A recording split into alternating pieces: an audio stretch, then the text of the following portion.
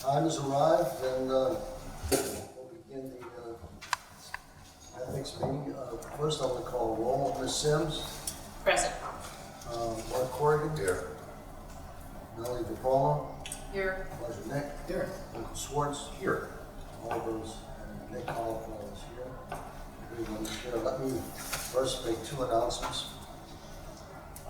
Pursuant to the requirements of the Sunshine Act, the holding of an executive session must be announced at the public meeting immediately prior to said executive session or the next public meeting thereafter.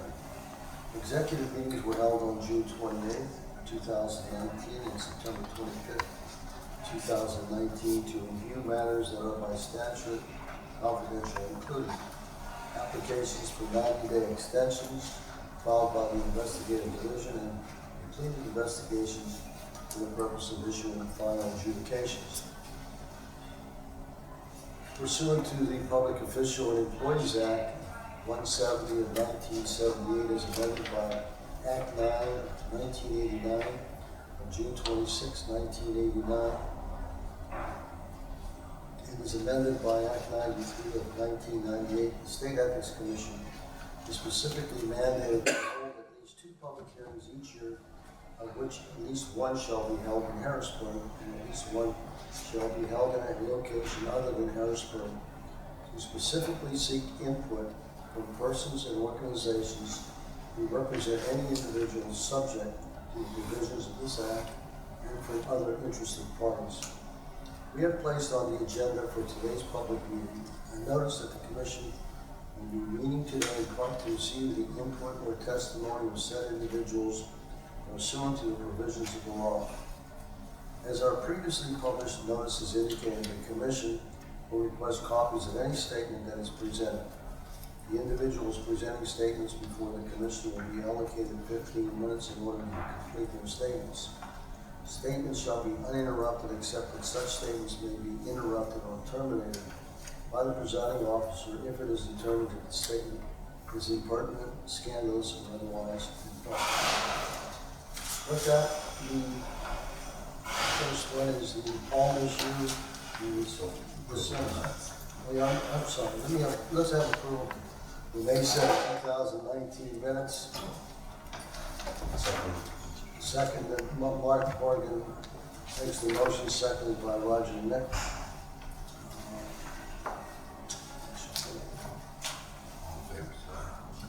The first one is the Paul matter. Ms. Sims. Thank you, Mr. Chairman.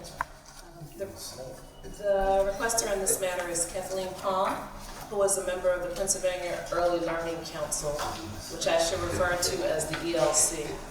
The question presented this morning is whether Ms. Palm, in her capacity as a member of the ELC, would be considered a public official subject to the Ethics Act and Commission regulations, and particularly the requirements for filing statements of financial interest. Executive Order 2008-07, dated September 11, 2008, established the ELC and its powers and duties. A copy of Executive Order 2008-07 has been provided to each of the commissioners. Mr. Chair, I would suggest at this time that if there are any interested parties, they'd be invited to speak on this matter. Seeing no interested parties, I would suggest that the Commission conduct quasi-judicial deliberations at this time. Okay.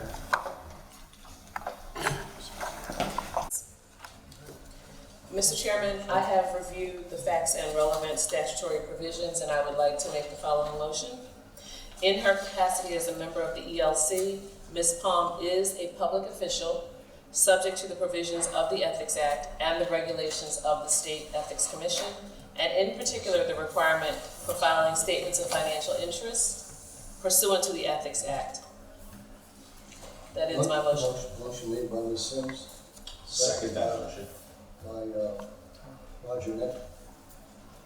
Questions? All those in favor, signify by saying aye. Aye. Nay? The ayes have it. Item 3, civil penalty orders, consents. Roger Nick. Thank you, Mr. Chairman. There are 5 civil penalty cases with proposed consent agreements that are now before this commission for decision. These cases involve respondents Robert Hoover, Susan Jane Jackson, Curtis Roberts, Eileen Smith, and Charles Knapp. Respondent Hoover failed to timely file a statement of financial interest for calendar year 2016. Respondents Jackson, Roberts, Smith, and Knapp failed to timely file statements of financial interest for calendar year 2017. The parties have submitted consent agreements proposing that the commission find that the respective respondent failed to timely file a statement of financial interest for the year stated and impose a civil penalty. Respondents Jackson, Roberts, Smith, and Knapp have each agreed to file a statement of financial interest for calendar year 2017. Respondent Hoover has filed his delinquent statement of financial interest. Based upon my review of the facts, I am of the opinion that these consent agreements are consistent with commission precedent and are proper dispositions for these cases. It is my opinion that the commission should impose the civil penalties agreed to by the parties per the respective consent agreements and order the respondents to make payment of the civil penalties to the extent that they have not already done so. It is further my opinion that the commission should order respondents Jackson, Roberts, Smith, and Knapp to file their delinquent statements of financial interest for calendar year 2017 to the extent that they have not already done so. There is nothing of record that will constitute a defense or excuse for non-compliance. Based upon my analysis and comments, I would like to make the following motion.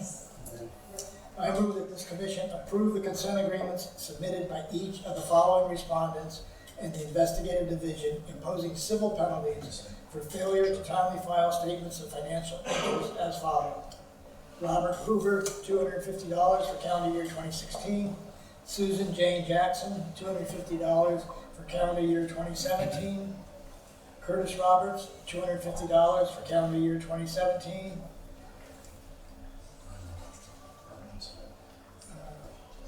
Eileen Smith, $250 for calendar year 2017. And Charles Knapp, $250 for calendar year 2017. I move that to the extent they have not already done so, the respondents shall each be ordered to pay the recommended civil penalty agreed to by the parties per the consent agreement within 30 days of issuance of the commission's order. Additionally, to the extent that they have not already done so, respondents Jackson, Roberts, Smith, and Knapp shall each be ordered to file a complete and accurate statement of financial interest for calendar year 2017 within 30 days of issuance of the commission's order. Motion made by Roger Nick, seconded by Mark Corrigan. I have a question. Sure. This physician, the guy who's a physician here, this is for 2016. Why did that take three years? It took a while for us to get the lists from well, it comes through the governor's office of administration.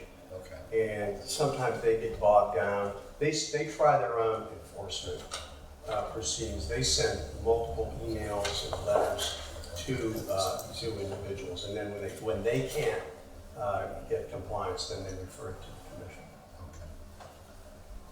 Okay, motion made by Roger Nick, seconded by Mark Corrigan. All those in favor, signify by saying aye. Aye. Any of the ayes have it. Next, the civil penalty orders defaults. Melanie Palmer. Thank you, Mr. Chairman. 13 civil penalty default cases are now before this commission for decision. The respondents involved in these 13 cases will be identified individually in the motion I will be making with regard to these cases.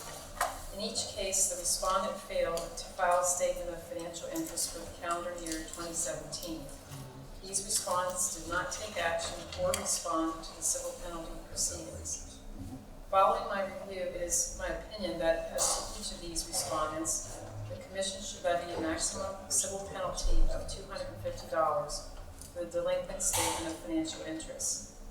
It is also my opinion that the commission should order these respondents to file their delinquent statements of financial interest. There is nothing of record that would constitute a defense or excuse for their noncompliance.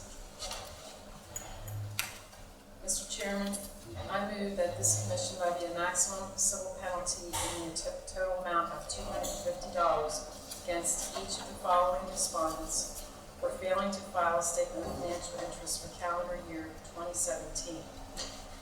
Matthew Shirk, Kawika DeGuio, William Welter, Annie Sullivan, Darlene Parker Thomas, Joshua Jones, David Ewald, John Doucette, Tony Payton, Amber Bushnell, Ryan Jack, Martise Mosley, and Maria Pavon. Based upon my analysis and comments, I would like to make the following motion. Oh, no, I've already stated that. So that is my motion, Mr. Okay, Chairman. now, Also, you want to file their forms? What's the motion? Apologize. Mr. Chairman, I have another statement here. Further, these respondents shall be ordered to file their statement of financial interest for calendar year 2017 within 30 days of issuance of the commission's orders. That is my motion. Okay. Motion by Maloney, Dupont. Second. Mr. Chairman, can I just make one comment? I know we have these defaults often. I am just particularly troubled by the Deputy Secretary of Community Affairs for the Pennsylvania Department of Community and Economic Development. You know, someone with significant discretionary authority not filing a statement of financial interest. I'd just like to make that comment. Yeah. Okay. All those in favor, signify by saying aye. Aye. Nay, the ayes have it. Number 5, the motion to vacate civil penalty order. Paula? Thank you, Mr. Chairman. The investigative division has filed a motion to vacate Randleman order number 631-S, which was issued May 14, 2019. The investigative division has determined that the named respondent, Teresa Randleman, is deceased and passed away prior to the issuance of order number 631-S. In light of my review and analysis, I would like to make the following motion. Mr. Chairman, I move that the investigative division's motion to vacate adjudication is granted and Randleman order number 631-S is vacated. I further move that because order number 631-S was previously released publicly, Commission staff is directed as follows. Number 1, a notation shall be added on vacated order number 631-S as it appears in this Commission's e-library, indicating that the order has been vacated. Number 2, a copy of the order vacating order number 631-S shall be placed in the Commission's e-library together with vacated order number 631-S. Number 3, an administrative notice with a copy of the order vacating order number 631-S attached shall be included in the next quarterly distribution. The administrative notice shall apprise that order number 631-S has been vacated and shall suggest that a copy of the administrative notice be appended to any and all copies of vacated order number 631-S. 4, as a public record, copies of the order vacating order number 631-S shall be made available under the Pennsylvania Right to Know law. Mr. Chairman, that is my motion. Motion made by Melanie Palmer, seconded by Mr. Schwartz. All those in favor, signify by saying aye. Aye. Nay, the ayes have it. Next item is a motion to vacate civil penalty order. Palmer. We just did that. Okay, let's do robbery matter, Ms. Sims. Yes, Mr. Chairman. There are 2 administrative penalty cases with proposed consent agreements for our consideration. This morning, the first is respondent Credit Suisse Securities USA LLC, which failed to timely file its quarterly expense report for the 3rd quarter of 2018 in its capacity as a principal. The second is with respect to respondent Alliance of Automotive Service Providers, Pennsylvania, which also failed to timely file its quarterly expense report before the 4th quarter of 2018 in its capacity as a principal. The parties are in agreement that both respondents' transgressions of the lobbying disclosure law were negligent. Each respondent has now submitted its delinquent expense report to the Department of State. Before making my motion, I just wanted to ask one question, which was, an explanation as to the payment timing difference allowance for the two entities. One is 12 months and one is 1 month. I'm just curious to know. That was just a matter of negotiations between our counsel and the counsel for the principal. I'm not exactly sure why there was such a big difference, but it was a negotiated settlement. I have Jeff here. He could probably answer that question. He negotiated the settlement. Okay, that'd be great. Okay. Just curious. Yes.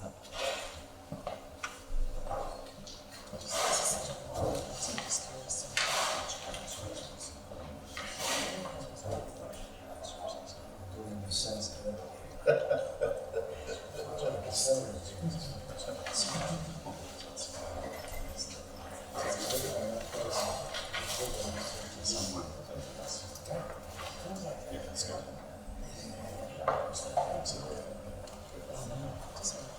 Let's hear it.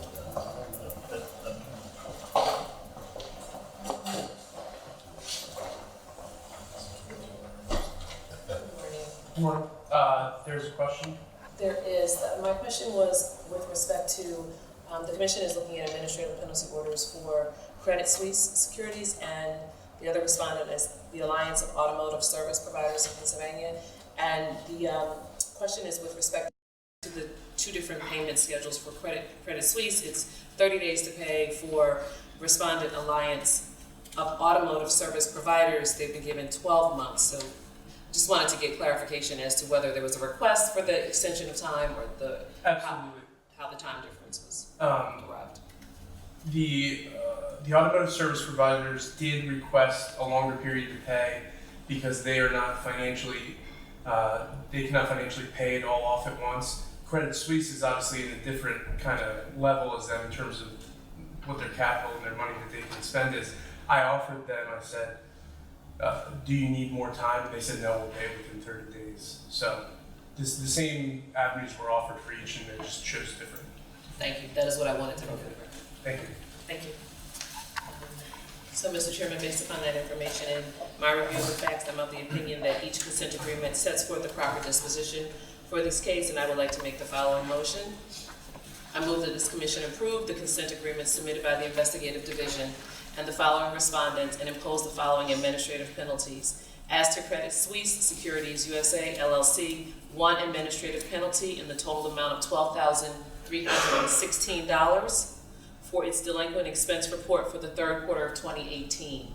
As to Alliance of Automotive Service Providers Pennsylvania, one administrative penalty in the total amount of $13,048 for its delinquent expense report for the fourth quarter of 2018. I move that respondent Credit Suisse Securities be directed to pay its administrative penalty to the commission within 30 days of the mailing date of the commission's order. And finally, I move that respondent Alliance of Automotive Service Providers, Pennsylvania, be directed to pay its administrative penalty to the commission within 12 months of the mailing date of this commission's order. That concludes my motion, Mr. Chairman. Motion made by Ms. Severs, seconded by Mark Corrigan. All those in favor, signify by saying aye. Aye. Nay, ayes have it. The last matter is the biennial review, reporting thresholds for statement of financial interests pursuant to the Public Official and Employee Ethics Act. Mark? Pursuant to Section 1105D of the Ethics Act, the Commission must conduct a biennial review of the reporting threshold set forth at Section 1105B of the Ethics Act. The purpose of the review is to determine whether there is a need to increase the thresholds to adjust for increases in the cost of living. The current thresholds were first set by the Commission in 1997, effective beginning with the forms due to be filed in 1998. The changes were subsequently included in the Ethics Act by the General Assembly when the Ethics Act was codified by Act 93 of 1998. This will be the Commission's 11th review since the prior increase to the thresholds. Per the Commission's regulations, the Commission is to consult the Consumer Price Index or other relevant indices when reviewing the thresholds. Based upon the U.S. Department of Labor tables, the consumer price index has risen approximately 56% since the codified version of the Ethics Act took effect with the current thresholds. However, Mr. Chairman, it is my opinion that the Commission should not change the thresholds at this time for the reason that there are continuing ongoing concerns about government reform in Pennsylvania. In light of my review and analysis, I would like to make the following motion. I move that the dollar amounts for the statement of financial interest reporting thresholds set forth at section 1105B of the Ethics Act shall not be increased at this time. Motion made by Mark Corrigan, seconded by Melanie Palmer. Any questions? If none, all those in favor signify by saying aye. Aye.